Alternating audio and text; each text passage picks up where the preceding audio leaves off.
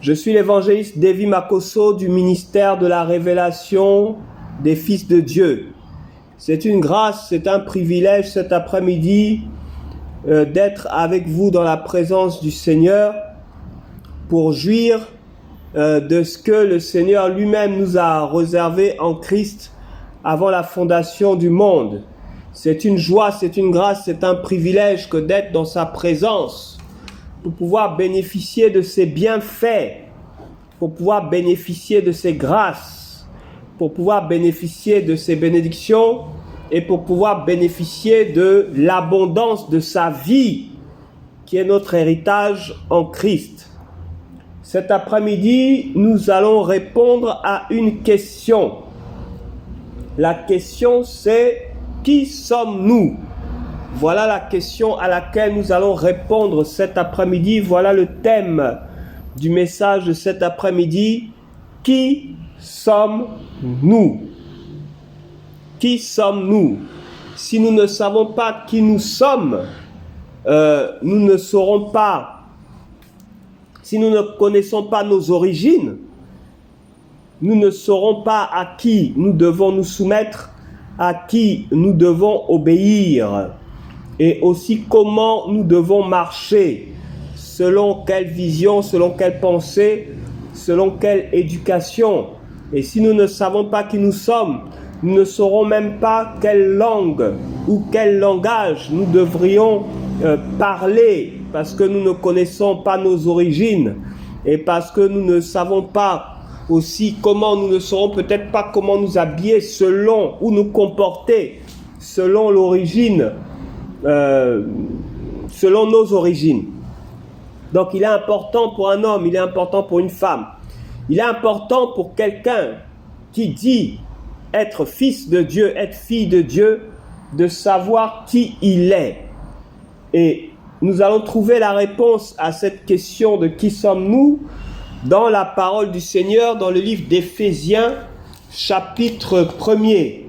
Dans Éphésiens, chapitre 1er, à partir du verset 3, il est écrit: « Béni soit le Dieu et Père de notre Seigneur Jésus-Christ, qui nous a bénis de toute bénédiction spirituelle dans les lieux célestes en Christ. En lui, Dieu nous a élus avant la fondation du monde, pour que nous soyons saints et sans défaut devant lui. Dans son amour, il nous a prédestinés par Jésus-Christ à être adoptés selon le dessein bienveillant de sa volonté, pour célébrer la gloire de sa grâce, qu'il nous a accordée en son bien-aimé. En lui, nous avons la rédemption par son sang, le pardon des péchés selon la richesse de sa grâce, que Dieu a répandue abondamment sur nous en toute sagesse et intelligence. Amen. Que Dieu bénisse sa parole. Fils et filles de Dieu, il est important pour nous de savoir qui nous sommes, c'est-à-dire ce que cela veut dire d'être un fils de Dieu, d'être une fille de Dieu, ce que cela implique, quelle est notre véritable identité et comment cela s'est-il fait, comment cela s'est-il passé. La première des choses au verset 3 que la parole de Dieu nous enseigne, c'est que nous sommes bénis de toute bénédiction spirituelle dans les lieux célestes en Christ. En Christ notre Seigneur, nous qui sommes fils de Dieu, nous qui sommes enfants de Dieu, nous qui sommes filles de Dieu, femmes de Dieu, hommes de Dieu, en Christ, nous sommes bénis. Nous ne sommes pas maudits, mais nous sommes bénis de toutes les bénédictions spirituelles dans les lieux célestes. En Christ, nous marchons dans la bénédiction. En Christ, nous vivons la bénédiction. En Christ, nous chantons la bénédiction. En Christ, nous sommes immergés dans la bénédiction. C'est en Christ, c'est de Christ que dépend notre bénédiction. Il l'a dit lui-même: « Sans moi, vous n'êtes rien. » Voilà ce qu'il a dit. C'est que nous sommes les branches et que lui, il est le sarment et que nous tirons tout de lui, au travers de la sève qui part du sarment jusque dans les branches. Nous tirons tout de lui, qui est notre sarment, dont les racines partent du ciel, au travers de lui pour arriver jusqu'à nous. Notre bénédiction est en Christ. Donc, nous sommes donc bénis au travers de Christ. La malédiction n'a plus d'effet sur nos vies à cause de Christ. Parce que nous sommes en Christ. Parce que nous sommes gardés en Christ. Parce que nous avons été rachetés, le sang a coulé au travers du sang de l'agneau. Nous sommes à Christ. Et en Christ, nous sommes bénis de toutes sortes de bénédictions spirituelles dans les lieux célestes. Les lieux célestes reconnaissent que nous sommes bénis. Les anges reconnaissent que nous sommes bénis. Les démons reconnaissent que nous sommes bénis. Les cieux reconnaissent que nous sommes bénis. C'est une évidence, c'est un postulat, c'est quelque chose qui appartient aux fils et aux filles de Dieu qui sont reconnus comme bénis. En lui, Dieu nous a élus avant la fondation du monde pour que nous soyons saints et sans défaut devant lui. C'est Dieu qui nous a élus. C'est Dieu qui nous a choisis avant la fondation du monde, avant que les cieux et la terre n'aient été créés. En Christ, nous avions été choisis. Au travers de Christ, nous avions été mis à part pour être le peuple de Dieu, pour être la joie de Dieu, pour être la gloire de Dieu.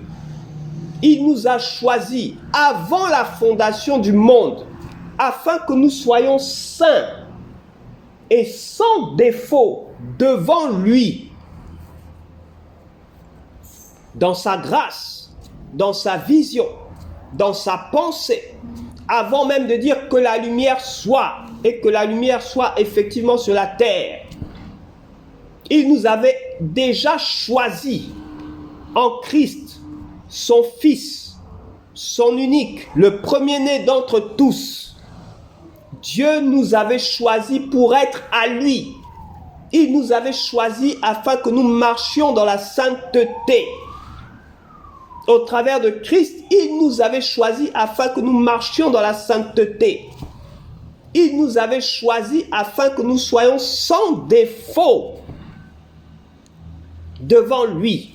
En Christ, avant même de créer les cieux et la terre, avant de créer avant la fondation du monde, avant la fondation du monde, Christ, Dieu, s'est choisi des enfants, toi et moi. Nous étions dans sa pensée, nous étions dans sa vision, nous étions dans son cœur, nous avons toujours été à lui, pour lui, en Christ et au travers de Christ. C'est un peuple qui s'est choisi au travers de Christ. C'est un peuple saint et sans défaut qui s'est choisi au travers de Christ. C'est une église qui s'est mise à part le Seigneur, notre Père et notre Dieu, au travers de Christ, avant la fondation du monde. Dans son amour, il nous a prédestinés par Jésus-Christ à être adoptés selon le dessein bienveillant de sa volonté. Tout s'est fait selon sa volonté. Il s'est créé des enfants.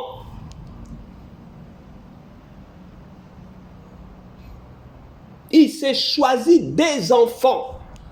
Il s'est élu des enfants qui seraient comme lui, qui penseraient comme lui, qui parleraient son langage par le Saint-Esprit de Dieu.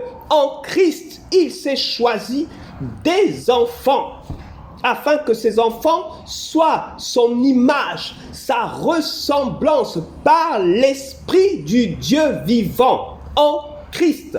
Et cela avant la fondation du monde. Nous ne sommes pas n'importe qui, parce que nous qui sommes fils et filles de Dieu, nous avons été pensés par Dieu notre Père avant que les cieux et la terre que nous voyons ne puissent paraître. Avant la fondation de ce monde. Pourquoi? Pour célébrer sa gloire, la gloire de sa grâce. La gloire de sa grâce. Nous n'étions pas nés qui nous avait choisis en Christ. À ceux qui l'ont reçu, selon Jean chapitre 1, à ceux qui croient en son nom, elle a donné le pouvoir de devenir enfants de Dieu.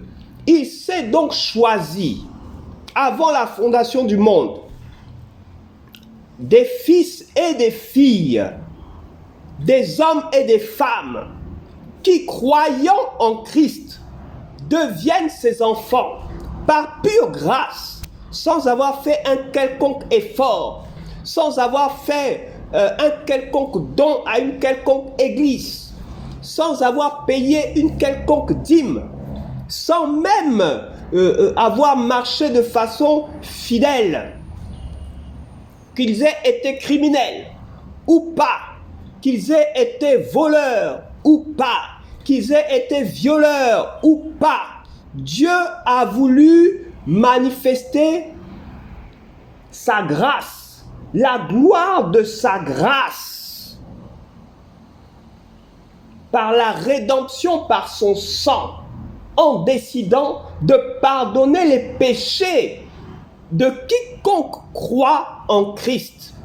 Peu importe la manière dont nous avons pu marcher par le passé, peu importe les péchés que nous avons pu commettre par le passé, à partir du moment où nous témoignons Christ, à partir du moment où nous avons accepté le Seigneur Jésus-Christ de Nazareth comme Sauveur et Seigneur personnel, nos péchés sont effacés, ils sont pardonnés. Si nous confessons nos péchés, Dieu est fidèle et juste pour nous les pardonner. Il nous a démontré, il a voulu célébrer la gloire de sa grâce au travers de la rédemption par son sang, par le pardon des péchés qui nous a été accordé.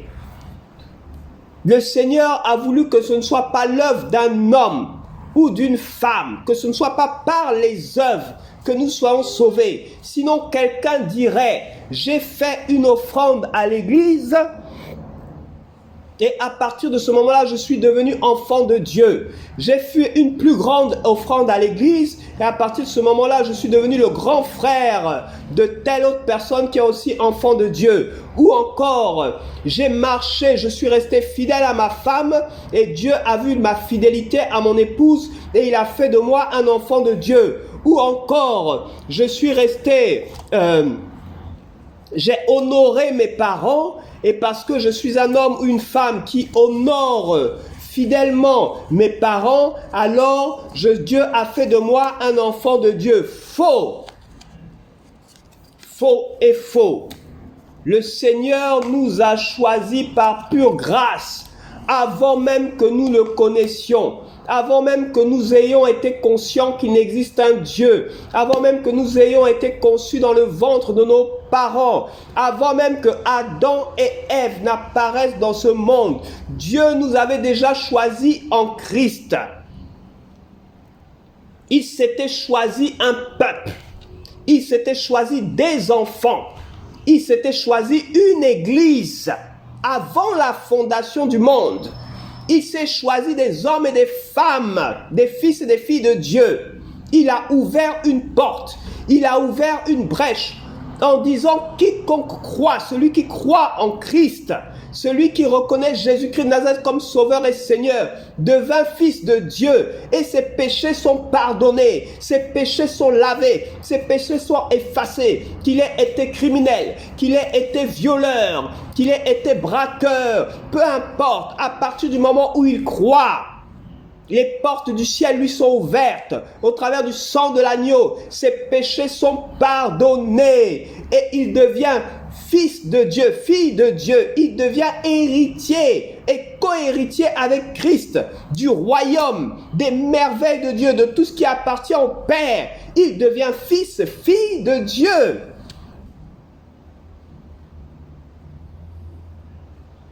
Donc, il n'est plus comme quelqu'un qui ne connaît pas Dieu. Il n'est plus comme quelqu'un qui n'a pas accepté Jésus-Christ de Nazareth. Il a un privilège. Il a une relation particulière avec Dieu le Père. Il a des entrées au ciel.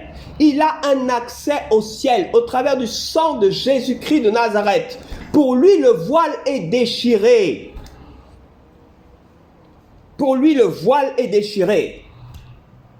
En tant que fils, il a accès au roi des rois et seigneur des seigneurs sans protocole. En tant que fille de Dieu, elle a accès à Dieu le Père, sanctifiée par le sang de Jésus, au travers du sang de Jésus qu'il a mis à part. Ses péchés sont pardonnés, peu importe le mal qu'elle ait pu causer à qui que ce soit. À partir du moment où elle s'humilie devant Christ, elle reconnaît Christ comme Seigneur et Sauveur personnel. Ses péchés devant le Seigneur sont effacés. Il l'accepte comme fille de Dieu. Et elle a un accès auprès du Père, un libre accès auprès du Père. Parce que le sang de l'agneau a coulé pour elle à la croix. Voici quel est le privilège des fils et des filles de Dieu. Voici qui nous sommes. Nous sommes des enfants. Nous sommes des saints qui avons été mis à part. Saints, mis à part pour Dieu au travers de Christ. Avant la fondation du monde, le Seigneur a décidé que quiconque croirait en Christ serait un mis à part dans sa grâce, dans sa préscience. Il savait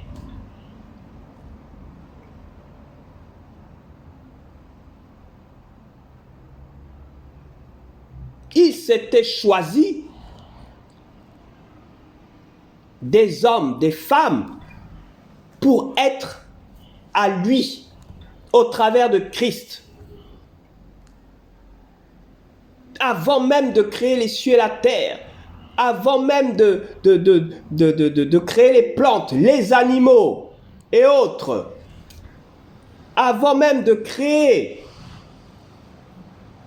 les fruits, les animaux et autres, avant même de placer l'homme dans le jardin, Dieu, selon Éphésiens chapitre 1, s'était déjà choisi des enfants. Il s'était déjà choisi des hommes, des femmes au travers d'Adam et Ève qui naîtraient. Quiconque croit au Fils, Dieu l'accepte à cause du sang qui a coulé à la croix. Voici qui nous sommes. Dieu a pensé à nous avant la fondation du monde. Dieu a pensé à nous avant de créer les cieux et la terre que nous voyons. Dieu a pensé à nous avant même que l'histoire commence à s'écrire sur cette terre. Il avait déjà pensé à nous. Nous ayons choisi en Christ avant la fondation du monde. Nous ayons béni en Christ avant la fondation du monde. Christ a dit, avant qu'Abraham ne soit, je suis. Le Seigneur Jésus, qui est Dieu, qui est la parole révélée, était avant la fondation du monde. Le monde a été créé par Christ, qui est la parole de Dieu. La Bible déclare que Dieu a créé la terre par sa parole. Il dit que la lumière soit et la lumière fut. Nous le lisons, nous le vivons, nous le voyons. Et que c'est la parole de Dieu qui soutient le monde entier. Dieu soutient la terre, il soutient tout ce qui se trouve par sa parole. Et sa parole est alpha et oméga. Et Christ est la parole Et en Christ, selon Éphésiens chapitre 1, nous avons été choisis avant la fondation du monde pour être à lui et pour manifester la grandeur de sa grâce, si ce n'est la gloire de sa grâce, selon Éphésiens chapitre 1, verset 6. La gloire de sa grâce, comme ne méritant rien. Nous n'avons rien fait, nous n'avons rien entrepris, nous n'avons rien semé pour être choisis comme fils ou comme fille de Dieu. Le Seigneur avait ouvert une porte afin que quiconque, peu importe ton nom, peu importe ton rang social, peu importe ton niveau d'études, peu importe que tu sois veuf ou encore que tu sois orphelin, peu importe ton âge, peu importe la couleur de ta peau.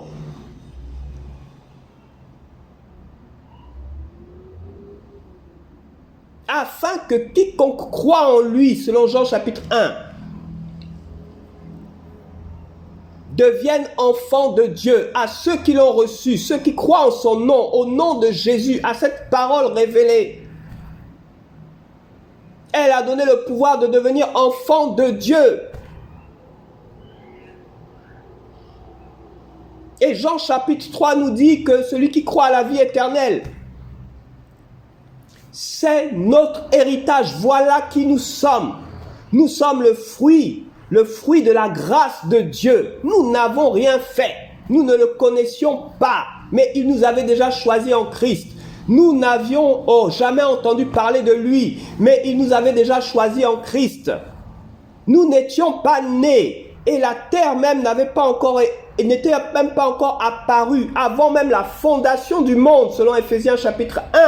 Avant la fondation du monde, il nous avait déjà choisis en Christ. Il avait déjà ouvert une porte afin que quiconque sur cette terre, descendant d'Adam, croit en Christ, devienne son enfant et ait le privilège d'enfant, devienne saint, il devienne mis à part.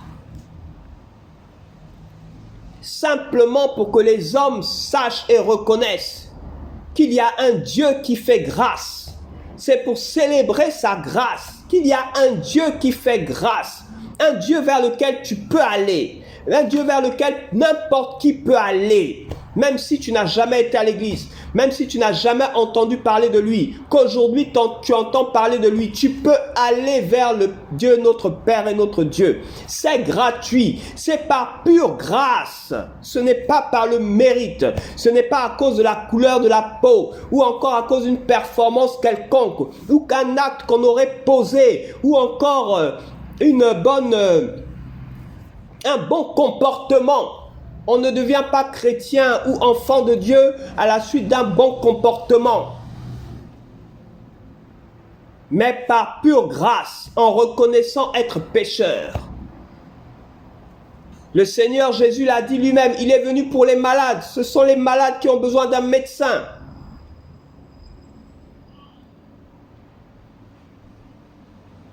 Le Seigneur a voulu célébrer la gloire de sa grâce qu'il nous a accordée en son bien-aimé en Christ. En lui, nous avons la rédemption par son sang, le pardon des péchés selon la richesse de sa grâce. Le Seigneur veut que l'on dise tout haut.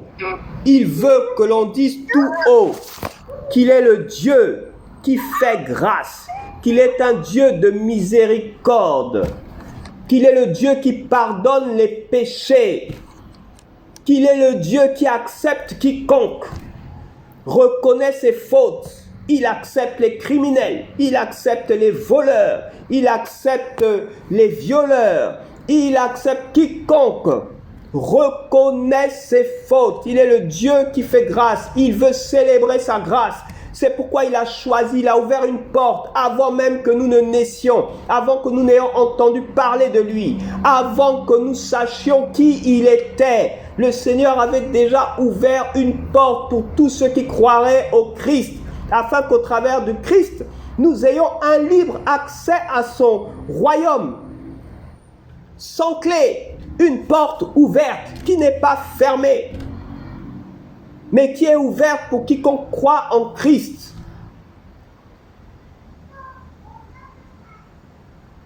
Voilà qui nous sommes. Voilà qui nous sommes.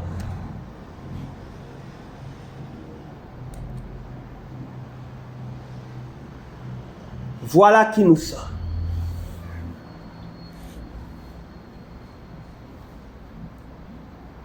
En lui, nous avons la rédemption par son sang, le pardon des péchés selon la richesse de sa grâce, que Dieu a répandu abondamment sur nous, en toute sagesse et intelligence.